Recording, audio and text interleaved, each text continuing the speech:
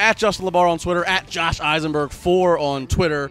As the CSR Originals continuing on Share Shot Reality, you can subscribe to youtube.com/CSR Wrestling. Go to WrestleZone's YouTube. We're both places. You can go to WZTV on WrestleZone. All over. Can't miss us. You can't miss us. You can go to Twitter. Sometimes videos pop up on Twitter. It's great. Facebook. I love it. Everything. I love it. I love you. You look good. So do you. You got that summer. You got that summer diet on. I can tell. I'm feeling Fitting good. out. You looking good? Feeling good. Yeah. Feeling How are good. the ladies treating you? Hey. How you doing? All right, Nakamura versus Finn Balor on NXT this past Wednesday. Not a takeover, and I know you have a problem with that. I do have a problem with that. So Finn Balor has been the flag bearer of NXT for well over a year now. Champion dropped the championship in a very anticlimactic way against Samoa Joe, a non-televised house show.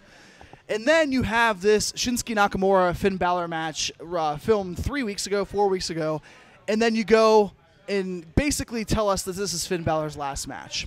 You don't have him really advertised for anything going forward. You don't have him advertised for NXT TakeOver. The Finn Nakamura this past Wednesday was live. It was not live. Yes, it was. It was not live. That was the first of this past week. Not live. And then I'm pretty sure it was live. I'm pretty sure it wasn't. It was read spoilers, so. No, they had that match, and then they did the rest of the tapings after that for the next couple weeks. Anyway, either way. So it's not an NXT TakeOver show, right? That's the problem. Because whenever you have NXT on Wednesday nights on the WWE Network, yes, you're going to get people, you're going to get the hardcore fans watching it, but NXT TakeOver has ruined what NXT Wednesday nights are all about.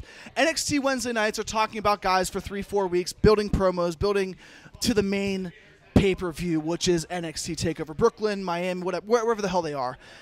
I have a problem because Finn Balor deserved better than this last send-off in NXT than a match on a Wednesday night. He didn't get that big spotlight. He didn't get the big stage. And as much as it was such an intimate feeling, hasn't NXT TakeOver kind of ruined that intimate feeling because those shows are always so much better than their Wednesday night shows?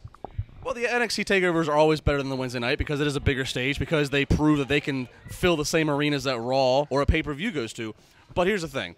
I'm not going to disagree with you that obviously TakeOver's a bigger stage and everybody wants the biggest stage possible, but the reality is I don't think it hurt anything. And I don't think TakeOver have ruined these Wednesday shows. The Wednesday night is still the fabric of NXT. It's still the building block. And these TakeOvers... How many NXT shows do you watch on Wednesday, though? Every Wednesday night?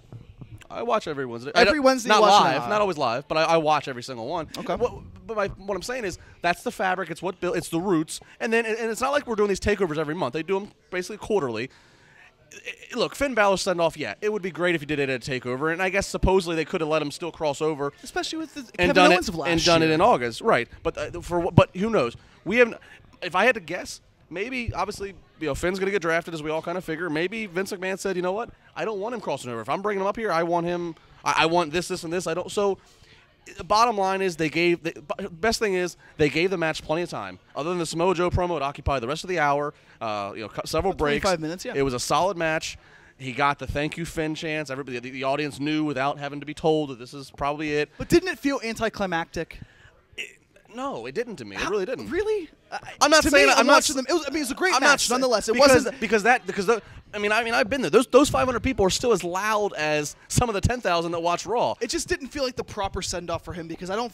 When you have that would have been a great send-off for a Baron Corbin or an Apollo Crews or somebody like that who hasn't been established and who hasn't been the guy that has carried that brand to newer heights. I mean, yes, you had guys before him. You had the Nevilles. You had guys there previously become champion. You had the Cesaro, Sami Zayn matches that were great.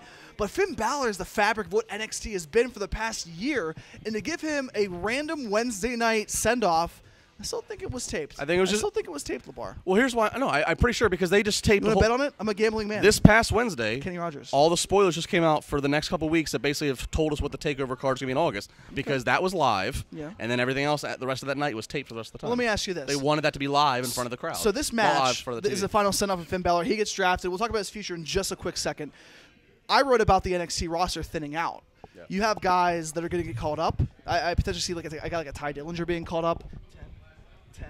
Somebody like that, a mid-card guy. But you have Bobby Roode, you have Samoa Joe, you have Nakamura. Other than that, do you really have guys that are really filling out this card that you want to really see in NXT Brooklyn? There's a surge of guys right now that they're having to start to quickly get credibility to. Quickly. That's the problem. The No Way Jose's. My boy Elias Sampson, he's down for a few more weeks. The ankle, they were starting to build him. Yeah, it's in a recycle where they have to quickly get some of these.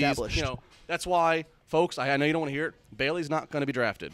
Okay, Asuka's not going to be drafted. Yeah. In fact, if you want to ask me, well, I don't want to spoil everything, but I think girls like Nia Jax and Eva, I think they're going to be the ones that if girls go, they're going to go up. But that was also a problem that WWE did with NXT guys before. Apollo Crews never won a world championship, or never won an NXT championship. Baron Corbin never won an NXT championship. But these guys got called up, and what are they doing now? They're not really establishing themselves as anything important. They're just kind of filling out the card. Let's also keep in mind too, as we're seeing, WWE is also, not to give away people who don't want to read spoilers, but basically, some of these big stars that are going through the cruiserweight, they're also pulling them over. Sure. Ibushi, Gargano. So, they're I think Triple H I think he's trying to replenish this roster quickly. He knows the situation. He knows that he's losing some of his studs to Vince, for basically a lack of a better term. Well, let me ask you this. The final, obviously the final match of Finn Balor with Nakamura was a great match. I think everybody really enjoyed it. It was, not the best match but not the best that either of them had. Either. I completely agree with that. Yeah, I agree. But and maybe that is because commercials were interrupted. I don't know. Or maybe there's not a big enough stage where the crowd really latched on, which I think is a reason. But anyway, the future of Finn Balor in WWE. He's going to get drafted. Spoiler alert. What happens with Finn Balor now? Where do you have him go? What do you have him do? Everybody cries for him in the club. I guess you could have him involved with the club, but you're not going to take the club. The club is getting John Cena over as a babyface. The club is doing such a good job as heels. I don't see how you can justify taking Finn Balor and putting him in a heel faction unless you want it to be some kind of a struggle here. And people have to remember too, the Finn Balor that they've fallen in love with in NXT.